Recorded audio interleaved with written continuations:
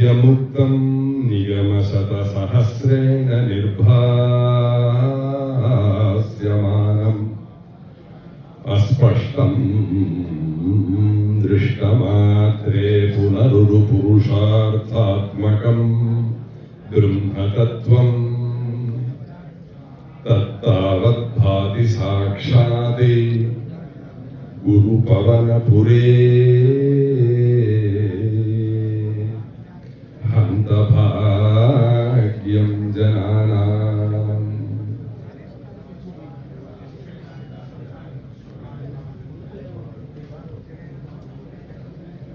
यथा नः समसद्विपदे चतुष्पदे विश्वं पुष्टङ्ग्रामे अस्मिन्ननातुरम्। अत्यद्भुतமான அதிருத்ர மகாயஜ்ஞம். ரொம்ப ஜென்மால புண்ணியம் இருந்தால்தான் இந்த சப்தங்கள்லாம் காதல விழும். பிரம்மத்தை அறியறதுக்கு பல மார்க்கம், சப்தமும் ஒரு மார்க்கம்னு சொல்லப்பட்டிருக்கு. அந்த சப்தத்தினால பிம்பங்களை உணரலாம். இன்னும் சொல்ல போனா கணபதி சச்சிதானந்த சுவாமி பெரிய நோயாளிகளெல்லாம் எய்தாப்புல உட்காந்து வச்சுன்னு சங்கீதம் ஒண்ணு இசைக்கிறார். அந்த சப்தத்தை கேட்ட உடனே அவளுக்கு அந்த ரோகம் போறது. அது போல சப்தத்தாலேயே பிரம்மத்தை உணரலாம். அப்பேற்பட்ட வேத சப்தம் அபௌருஷேயம்.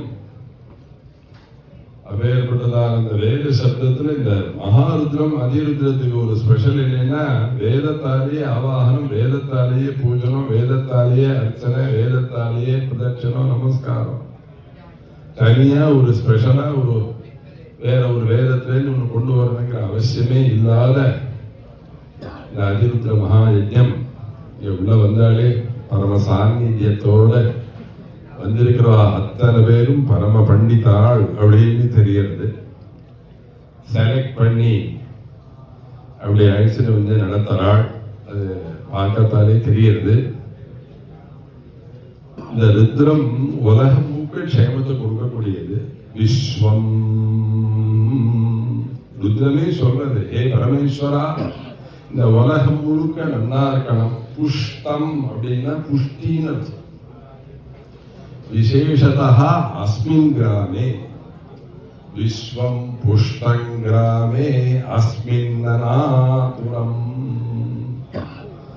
இங்க இருக்கக்கூடியதான இந்த உலகத்துல இருக்கக்கூடிய 2 கால் பிராணி, 4 கால் பிராணி எல்லாத்தையும் எல்லாருக்கும் மங்களத்தை நீதான் கொடுக்கணும் ஹே பரமேஸ்வரா அப்படின்னு சொல்லக்கூடியதான ஸ்ரீருத்ர மந்திரம்.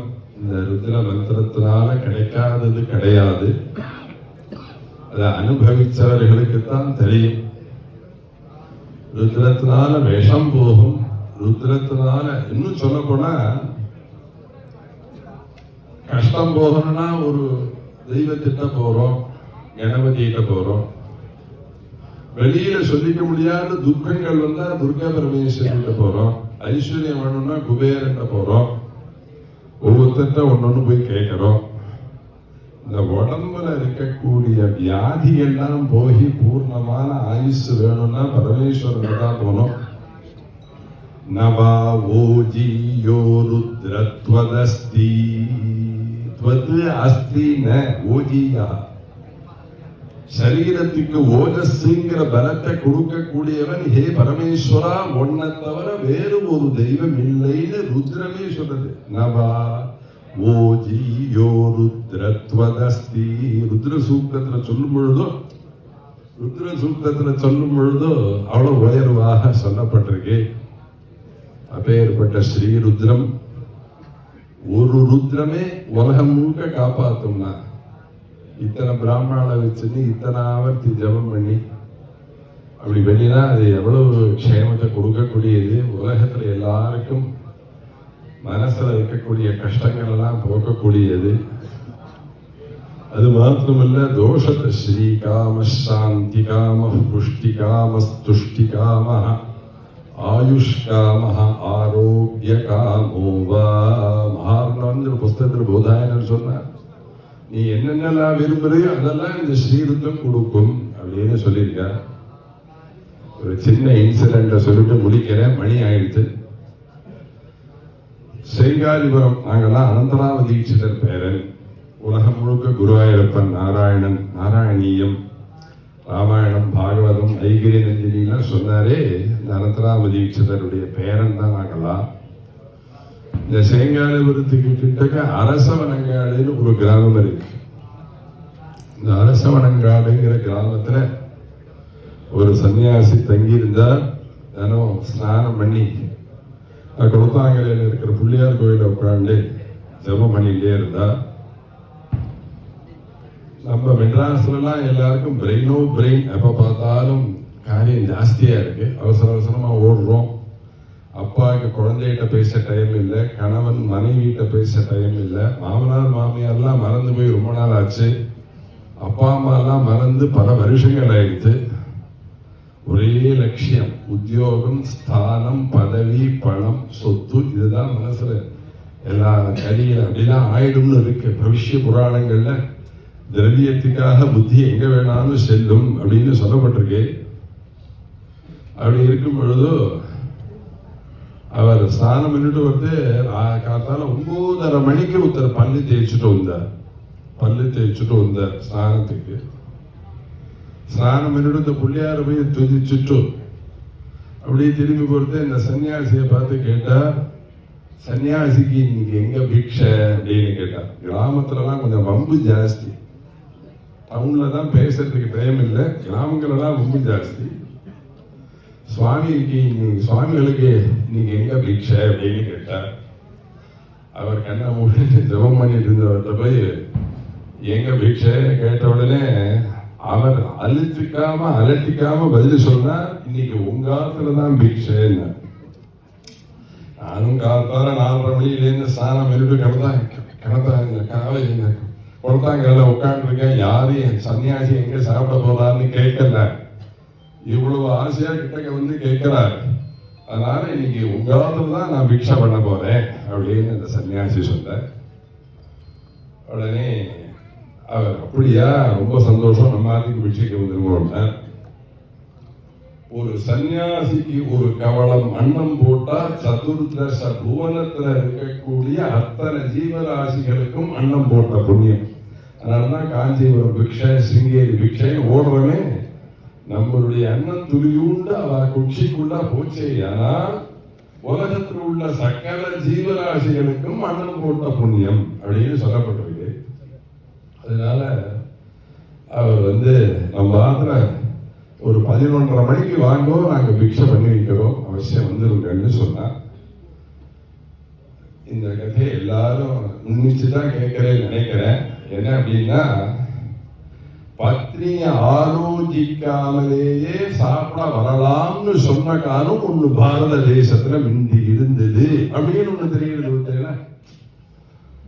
அப்படி கேட்கவே மாட்டேன், 4 பேர் சாப்பிட வரா அப்படின்னு சொல்லுவா. அப்படி நீங்க மாதிரி பிக்ஷைக்கு வரணும்னு நேரம் போய் பத்னியை போய் சமைக்க சொல்லி, பத்னி சமைத்தால் இந்த வருஷாந்திர சாமான்லாம் ஒரு ஸ்டோர் ரூம், காம்பரா உள்ளு பேர் கிராமத்துல எல்லாம் சொல்லுவா. அதுல போய் ஒரு பானையிலேருந்து ஏதோ சாமான்லாம் எடுக்கணும்னு கையை உள்ள விட்டால் உள்ள ஒரு ரொம்ப நாளா படுத்து தூங்கிட்டு இருக்கு ஒரு கிருஷ்ண சர்ப்பம். ரொம்ப நாளா படுத்துட்டு இருக்கு. இந்த அம்மா உள்ள கையை விட்ட உடனே இந்த கிருஷ்ண சர்ப்பம் தீண்டி அடுத்த க்ஷணம் அவள் நிர்ஜீவனாக கீழே விழுந்தாள். இவர் எல்லா இடத்தையும் தேடிட்டு அங்க தேடி இங்க தேடி கடைசியில காமரா உள்ள ஒரு சிம்னி, அப்பெல்லாம் கரண்ட் எல்லாம் கிடையாது, சிம்னி வளர்க்க வச்சு இப்படி வந்து தேடி பார்த்தா கீழே பத்னியினுடைய சரீரம் நிர்ஜீவனாக கிடைக்கும். உடம்பு முழுக்க நீளம் பாஞ்சிருக்கு. சரி, ஏதோ விஷம் பட்டுதான் இந்த மாதிரி ஆயிருக்கு அப்படின்னு தெரிஞ்சுட்டு உடனே அவர் என்ன பண்ணினா, ஒரு சன்னியாசிக்கு பிக்ஷை பண்ணி வச்சா எத்தனை புண்ணியமோ அவ்வளவு பாவம் போடுறேன்னு சொல்லிட்டு இல்லைன்னு சொன்னார். அதுவும் தோஷம் தானே. அதுக்காக கிடுகிடுன்னு நேர கொடுத்தாங்கரைக்கு ஓடி போய் அந்த சன்னியாசிகிட்ட போய் நமஸ்காரம் பண்ணி வந்தனம் பண்ணி, உங்களுக்கு அன்னம் போடுற பாக்கியம் நான் பண்ணல, என்ன மன்னிச்சுக்கணும் நீங்க உடனே அவர் சொன்னார், இல்ல இல்ல நீங்க உங்க காலத்துலதான் எனக்கு பிக்ஷை இல்ல, பத்னி மாதிரி பாம்பு தீண்டி இறந்து விட்டாள், அப்படி இருக்கிறதே உங்களுக்கு எப்படி பிக்ஷை, நான் எப்படி பிக்ஷை பண்ணி வைக்க முடியும்? உடனே இந்த சுவாமிகள் சொன்னார், இது சத்தியமாக நடந்தது. ஒரே ஒரு கலசத்தை வச்சு அதுல ஸ்ரீருத்ரனை ஆவாகனம் பண்ணி, அப்பெல்லாம் இந்த கிராமத்துல பெரிய அக்ரஹாரம் இல்லையா, இந்த 18 கிராமத்து வாத்தியமானு சொல்றாங்க பார்த்தீங்களா, அதுல ஒரு 18 கிராமத்துல ஒரு கிராமம் தான் அந்த அரசு வணங்காரு. அங்கெல்லாம் நிறைய பிராமணா கருமாடிகள்லாம் வாசல் உட்கார்ந்து இருப்பா இல்லையா, அங்க உட்கார்ந்து இருக்கிற எல்லா பிராமணாலையும் வர சொல்லி அந்த ருத்ரனை ஒரு கலசத்துல ஆவாகனம் பண்ணி ஒரே ஒரு தடவை ருத்ரத்தை சொல்ல சொல்லு, நான் வரேன். உடனே நல்லா யோசிச்சு பார்க்கணும், நான் ஏதோ கதை சொல்றேன், அவருடைய மனசு நிலை, மனைவி இறந்து போன சிரமம் இது இருக்காரு.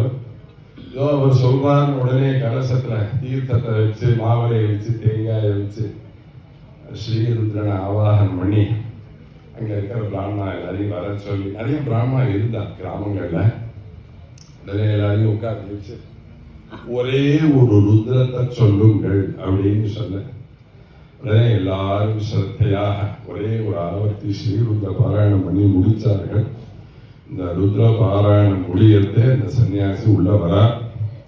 அந்த சன்னியாசி உள்ள வந்த உடனே நான் என்ன பண்ணணும் அப்படின்னா, ருத்ரா ஆயிடுத்து, இந்த கலச தீர்த்தத்தை கையில் எடு, அந்த பத்னியினுடைய சரீரத்தை போய் அபிஷேகம் பண்ணு அப்படின்னா, கலசத்து கிட்ட வந்து நிற்கிறா, கண்ணில தாரியமா ஜலம். என்ன அப்படின்னா, இந்த ருத்ரத்தை நம்புறதா இல்ல இந்த சன்னியாசியினுடைய வார்த்தையை நம்புறதா, எதை நம்புறதுன்னு தெரியலையே அப்படின்னு, சரி சன்னியாசியினுடைய வார்த்தையை நம்புவோம் அப்படின்னு கிட்டக்க போய் நின்றுண்டு அந்த கலசத்துல இருக்கிற தீர்த்தத்தை எடுத்துட்டு போய் அந்த காம்பரா உள்ள ஸ்டோர் ரூம்ல கீழே கிடக்க விட்டேன்னா பத்னியுடைய சரீரம், அந்த சரீரத்து மேல அப்படி அபிஷேகம் பண்ணினா, அப்படி அபிஷேகம் பண்ணின அடுத்த க்ஷணம் அந்த அம்மா உயிர் பேச்சு எழுந்துண்டாள். அவள் உயிர் பேச்சு எழுந்துன்றது ஆச்சரியம் இல்லை, அவள் திரும்பி வந்து மிச்ச சமையல சமைச்சு அந்த சன்னியாசிக்கு அன்னைக்கு பிக்ஷை போட்டாள். அப்படி ஸ்ரீருத்ர மந்திரத்தினால விஷத்தை போக்கி சன்னியாசிகள் சொல்றேன், அவெல்லாம் எதுக்கு திரும்ப வர, கலியுகத்துல பகவத் அவதாரம் கிடையாது, பக்தாருடைய கஷ்டத்தை போக்குறதுக்காக பகவான் பரிபிராஜக ரூபத்தோட பல பேரை அனுப்புற. அவர் வந்து உட்கார்ந்து இன்னைக்கு யாராத்துல உங்களுக்கு பிக்ஷேன்னு கேட்கும் போதே அவருக்கு தெரியும் இன்னைக்கு வாத்து மனைவிக்கு கடைசி நாள் அப்படிங்கிறது. அப்ப அவர் என்ன பண்ணினாங்க, இந்த ருத்ர மந்திரத்தால அந்த சுவாசினியை காப்பாற்றுவோம் அப்படிங்கிறதுக்காக தான் நான் உங்க ஆளுக்கு பிக்ஷைக்கு வரேன்னு சொன்ன. அதே பிரகாரம் ருத்ரத்தால உழைக்கப்பட்ட அந்த சுவாசினி அன்றைக்கு எழுந்து அவருக்கு பிக்ஷை பண்ணி வச்சாள். அப்படி ருத்ரத்தால ஒரு பெண்மணியை பிழைக்க வச்ச சன்னியாசியினுடைய பிருந்தாவனம் சேங்காய்புரம்ங்கிற ஊருக்கு கிட்டக்க அரசவடங்காடுங்கிற கிராமத்துல இன்னைக்கு இருக்கு அவருடைய சமாதி. நீங்க தான் கும்பகோணம் பக்கம் போட்டு அந்த சன்னியாசியினுடைய ஆசிரமத்துல போய் அதிஷ்டானத்துல போய் நமஸ்காரம் பண்ணலாம். முயற்சிதன் மெய்வரு தெய்வத்தான் ஆகாது எனினும் முயற்சிதன் மெய்வருத்த கூலி தரும் சொன்னது போல இது கிடைக்காது அது கிடைக்காதுன்னு சொன்னதெல்லாம் ஒரு சன்னியாசி அருகில் சென்றால் கிடைக்கும். அவ ஒரு க்ஷணகாலம் காருண்யத்தோடு அப்படி திரும்பி பார்த்தாலே ஏன்னா எல்லா க்ஷேமத்தையும் போக்குவார்கள். அப்படி கஷ்டத்தை போக்குற மாதிரி உள்ளவன் தான் பரமேஸ்வரன். நான் சொல்லல, நீலகண்ட விஜயம்னு ஒரு புஸ்தகம் பண்ணினார். அந்த நீலகண்ட விஜயங்கிற சம்பு காவியத்திற்கு ஆரம்பிக்கும் போது மங்கள ஸ்லோகத்தை நிஷ்கிராந்தே கரலே துருதே, எல்லாரும் உச்சேஸ்வரவசிங்க குதிரை வந்தவுடனே எனக்கு வேணும்னா ஐராவதம் வேணும்னு உடனே சமுத்திரத்திலேருந்து கடையிட்டு அது வேணும் இது வேணும்னு எல்லாரும் வந்து எனக்கு இது வேணும் அது வேணும்னு வாங்கிட்டா. ஆனா ஆலகால விஷம் வந்த உடனே எல்லாரும் நடுங்கினார்கள், ஒருத்தரும் கிட்டக்க போக பயப்பட்டார்.